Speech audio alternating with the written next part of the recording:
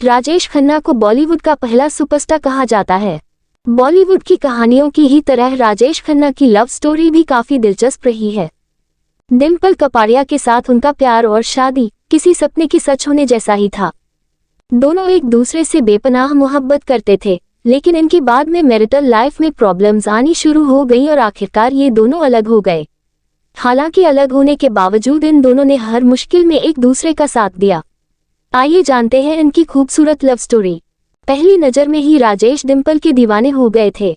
जब राजेश खन्ना की स्टारडम अपने चरम पर थी तब उनकी मुलाकात डिम्पल से हुई, जो उस दौरान अपनी टीनेज में थी। पहली ही नजर में काका डिम्पल कपाड़िया को अपना दिल दे बैठे थे।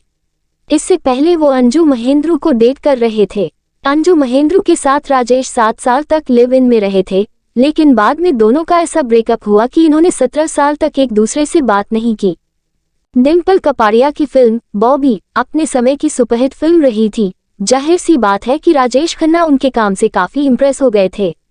राजेश खन्ना तभी डिम्पल को पसंद करने लगे थे, लेकिन उस वक्त डिम्पल अपने बॉबी के को स्टार ऋषि कपूर को डेट कर रही थी। हालांकि बहुत जल्द इन्होंने ब्रेकअप कर लिया। राजेश खन्ना की स्टारडम ऐसी थी कि हर जगह उनकी महिला फैंस थीं। डिम्पल कपाड़िया भी राजेश खन्ना की बड़ी फैन थी। राजेश खन्ना को जब पता चला कि डिम्पल का ब्रेकअप हो गया है और वह उन्हें पसंद करती है तो उन्होंने बिना देरी किए डिम्पल को प्रपोज कर दिया। इस समय डिम्पल सिर्फ 16 साल की थी और राजेश खन्ना 31 साल के, लेकिन उम्र का ये फासला दोनों के प्यार के बीच नहीं आया।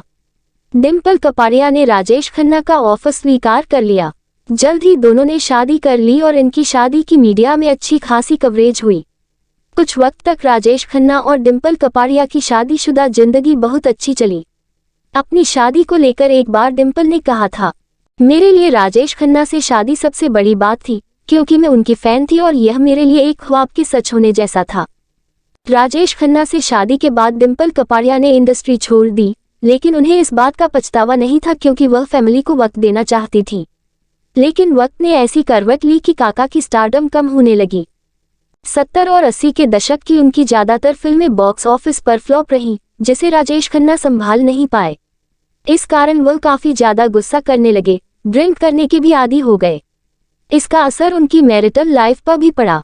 डिम्पल खन्ना राजेश खन्ना के इस मुश्किल वक्त में हमेशा उनके साथ खड़ी रहीं, लेकिन इसके बाद राजेश खन्ना नई एक्ट्रेस टीना मुनीम के प्यार में पड़ गए।